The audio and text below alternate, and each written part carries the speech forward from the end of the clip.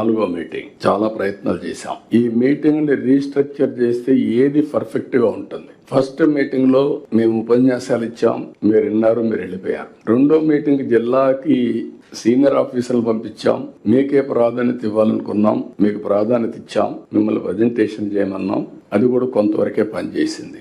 ఈ మీటింగ్ కి 7 గ్రూపులుగా 8 గ్రూపులుగా డివైడ్ చేశాం. ఏవైతే 10 ప్రిన్సిపల్స్ గవర్నమెంట్ ఒక ఐడియా పెట్టుకున్నాం. పేదరిక నిర్మూలన, జీరో పవర్టీ, అదే సమయంలో employment, human resources development, agritech, water security, logistics, లేకపోతే ప్రోడక్ట్ పర్ఫెక్షన్, స్వచ్ఛ ఆంధ్రప్రదేశ్, అదే సమయంలో deep technology and all walks of life. ఇవన్నీ పెట్టుకొని మనం టాప్ 10 ప్రిన్సిపల్స్ పెట్టుకున్నాం. ఈ మీటింగ్లు కూడా అదే. మరి ఇంకొక పక్క గ్రీన్ ఎనర్జీ కూడా. ఎనర్జీ అనేది ఫ్యూయల్ గానీ ఎనర్జీ గానీ లోయెస్ట్ ఉండాలని మన ఆలోచన. దానికి కూడా ఒక టాప్ 10 ప్రిన్సిపల్స్ లో ప్రిన్సిపల్స్ పెట్టుకున్నాం. ఈ రోజు ఇక్కడ గ్రూపులు కూడా మీరు చూస్తే జిఎస్టిపి మీద అప్ టు మీ మండల వరకు వెళ్తున్నాం.